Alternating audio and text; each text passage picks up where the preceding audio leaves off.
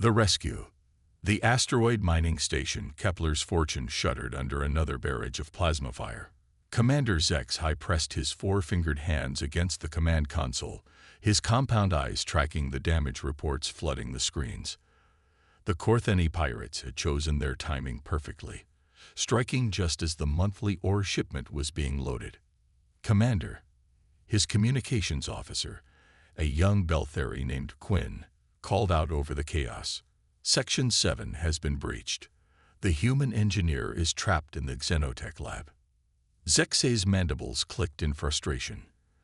Lisa Chen, their human systems specialist, had been working on upgrading their mining equipment when the attack began. Section 7 was now a maze of twisted metal and leaking atmosphere, cut off from the main evacuation routes. "Can we reach her?" Zexai asked, though he already knew the answer would complicate everything. "Negative, sir. The main corridor collapsed. We'd need to go through the old maintenance shafts, but that would take at least 20 minutes. The pirates will have the cargo bay cleared by then." 20 minutes. That was exactly how long it would take the Kortheni to strip the station of 3 months' worth of rare metal ore. The ore that represented survival for his crew, their families, and the small mining colony they supported.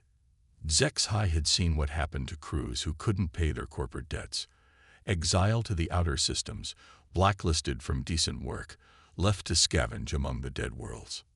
"Sir," Quinn pressed, "the emergency pods in Section 7 are damaged.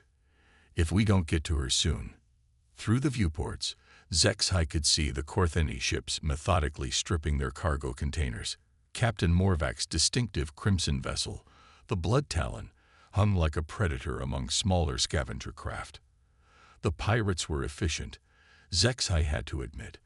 They'd be gone within the hour, leaving the station crippled but intact. It was almost a business transaction for them. Almost. The difference was Lisa Chen, gasping for breath in a collapsing section while her oxygen recycler failed. Commander, his second-in-command, Vrex, approached with obvious reluctance. The human. She knew the risks when she took the job. "We have 17 other crew members to think about. If we lose that ore..." Zexai looked at his longtime friend and colleague. Vrex was right, of course. It was simple mathematics. 1 life against 17. 1 alien life against their own species' survival. The Vrelian way had always been practical, logical, efficient. But 3 years of working alongside Lisa Chen had taught Zexai something about humans that no diplomatic briefing had prepared him for. She hadn't just fixed their equipment, she'd improved it, creating modifications that increased their mining yield by 30%. She'd learned basic Vrelian to communicate better with the crew. She'd shared her strange human customs, like the weekly gathering she called Movie Night, where she projected entertainment files from Earth. More than that, she'd risked her life 6 months ago when a cave-in trapped 2 Vrelian miners. While others calculated rescue costs, Lisa had simply grabbed an emergency kit and descended into the unstable shaft. She brought them home. "Prep the maintenance crawler," Zexai ordered. "I'm going after her."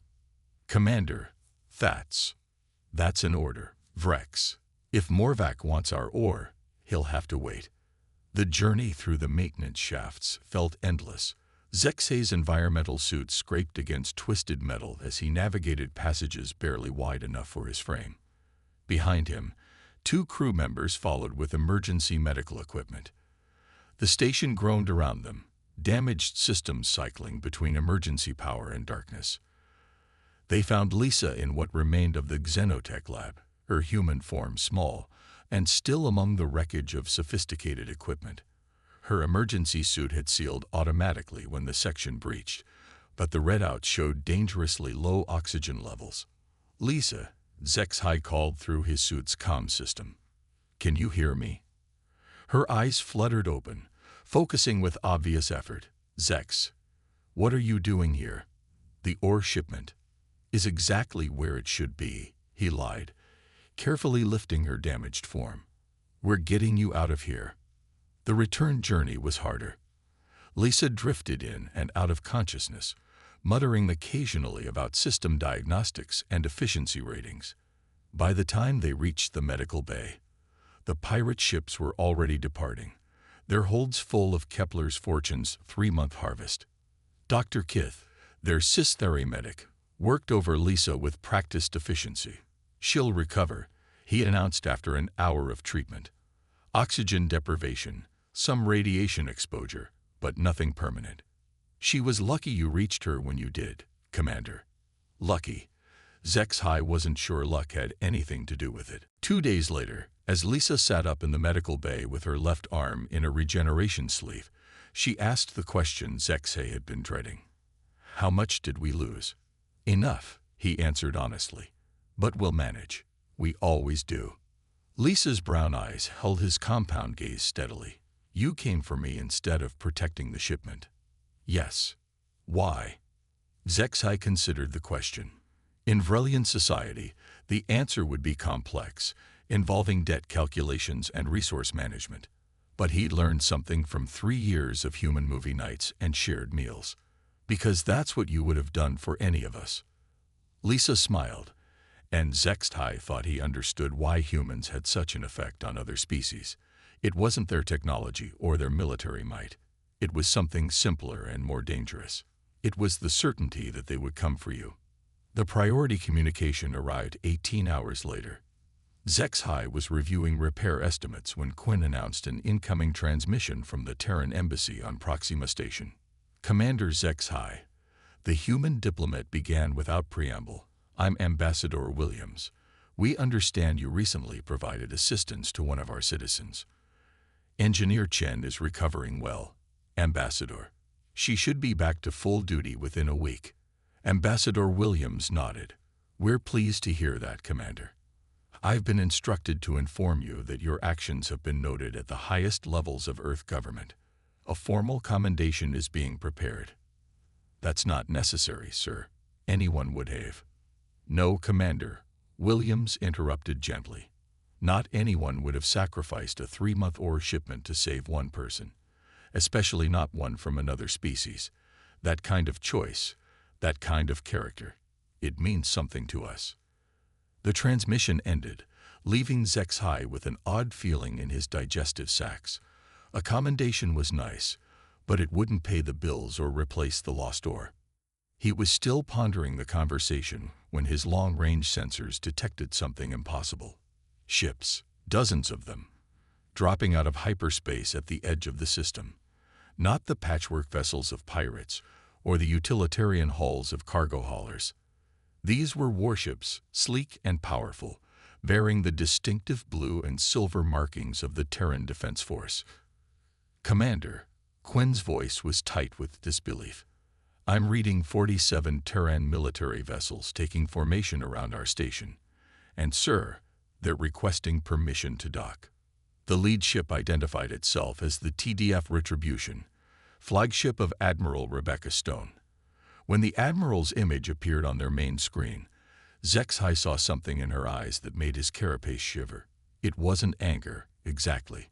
It was something colder and more absolute.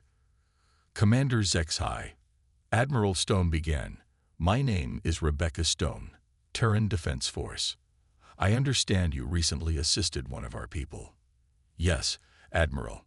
Engineer Chen was injured during a pirate attack. We provided medical assistance." "You provided more than that, Commander. According to our intelligence reports, you chose to rescue Ms. Chen instead of protecting valuable cargo. That choice cost you significantly." Zexhai wasn't sure where this conversation was heading. "It was the right thing to do, Admiral." Admiral Stone's expression shifted, and for a moment, Zexhai glimpsed something almost paternal beneath the military facade. "Commander, you've just learned something about humanity that not all species understand. When someone risks everything to save one of ours, we don't forget. We don't file a report and move on. We act." "I'm not sure I understand, Admiral." "You will. Within 6 hours, every Korthani vessel in this sector will be either destroyed or in custody. Captain Morvac has a choice to make. Return your stolen cargo with interest, or watch his entire operation burn. More importantly, Commander, your station and your crew are now under permanent Terran protection. No one threatens you without answering to us." The screen went dark, leaving Zexhai staring at his reflection in the blank monitor. Around him, his crew stood in stunned silence. Outside their viewports, the human fleet began to move. The war begins. The Korthani Syndicate had terrorized the Outer Rim for over 2 decades. Their ships struck with surgical precision, taking what they wanted and leaving survivors to spread word of their efficiency. It was a business model that had made Captain Morvac wealthy and feared throughout 3 star systems. That reputation died in the first 4 minutes of the engagement. Admiral Stone's fleet didn't negotiate. They didn't posture or demand surrender. They simply appeared in the Korthani base system like angels of destruction, their weapons already locked on target. Morvac's flagship, the Blood Talon, barely had time to raise shields before a concentrated barrage from 6 Terran destroyers reduced it to expanding plasma. The rest of his fleet lasted slightly longer, but only because the humans took time to disable their engines before delivering the killing blows. The entire engagement was broadcast across the sector's communication networks. Within hours, every species in the region had seen what happened when someone harmed a human under another species' protection. Back on Kepler's Fortune, Zexhai watched the tactical display with growing amazement. The human fleet moved with perfect coordination, each ship knowing exactly where it needed to be. They weren't just militarily superior. They were operating on a completely different level of organization.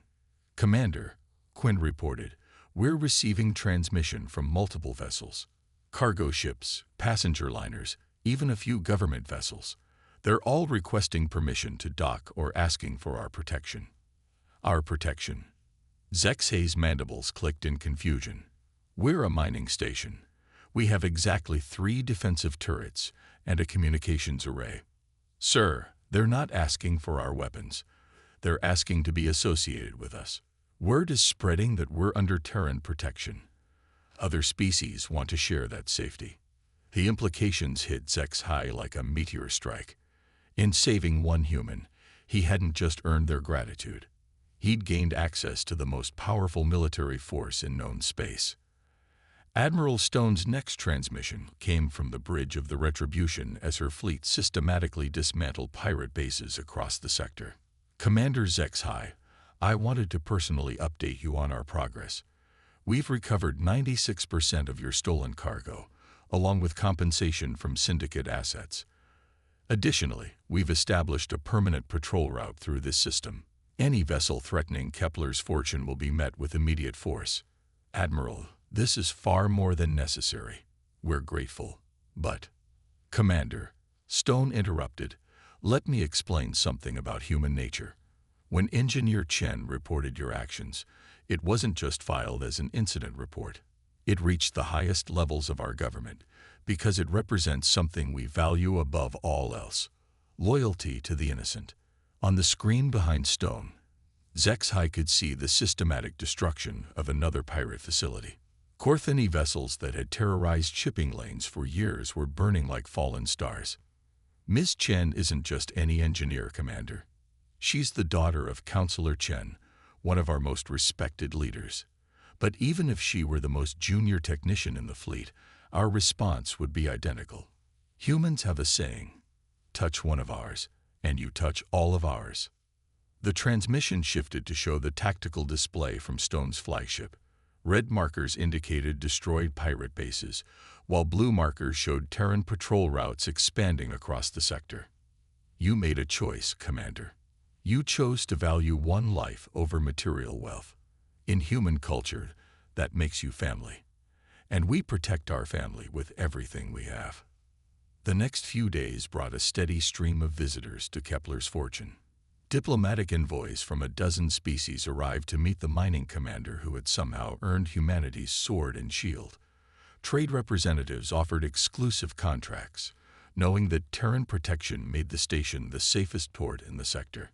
High Counselor Fiss of the Galactic Trade Union arrived on the 5th day, her serpentine form elegant even in the utilitarian corridors of the mining station. "Commander Zexhai," she began, "your recent..."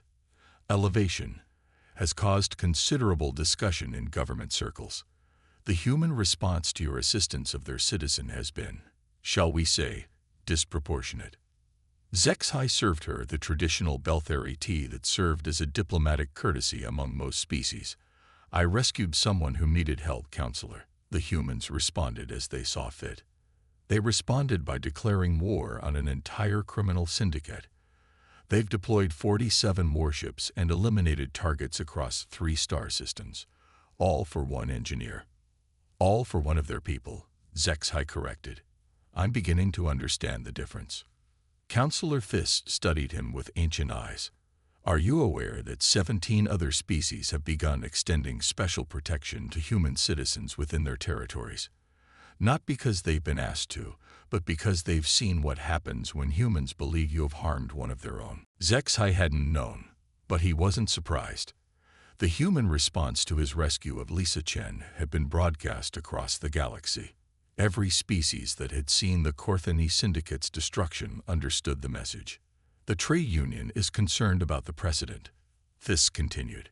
If every species began responding to individual citizens' welfare with military force. Every species doesn't. Zexhai interrupted. That's what makes humans different. My people would have calculated the cost and made the practical choice. Your people would have negotiated. The Sistari would have filed a formal complaint. Only humans look at one of their own in danger and respond with everything they have. Counselor Fist slithered closer, her voice dropping to a whisper. And that doesn't frighten you? Zexhai considered the question. Outside his viewport, he could see 3 Terran patrol vessels maintaining their vigilant watch over his small mining station. For the first time in his career, he could plan for the future without calculating pirate risks or protection costs. Counselor, he said finally, I spent 3 years working beside Lisa Chen. I watched her risk herself for others, share her knowledge freely, and treat everyone with respect, regardless of their species. If that's what humans protect so fiercely, then I'm honored to be under their shield. The long-term effects of the Kepler's Fortune incident rippled across the galaxy over the following months. Human citizens found themselves welcomed on stations that had previously restricted alien access. Trade routes that had been dangerous for decades became safe as various species competed to demonstrate their protection of human interests. The Korthani Syndicate ceased to exist as an organized force. Those members who survived the Terran response abandoned piracy entirely, spreading word throughout the criminal underworld. Humans were absolutely, unequivocally off-limits. Lisa Chen recovered fully and returned to her work improving the station's systems. She never spoke directly about her rescue, but Zexhai noticed she spent more time teaching other crew members about human customs and culture. The weekly movie nights became cultural exchange sessions, with crew members sharing stories from their own worlds.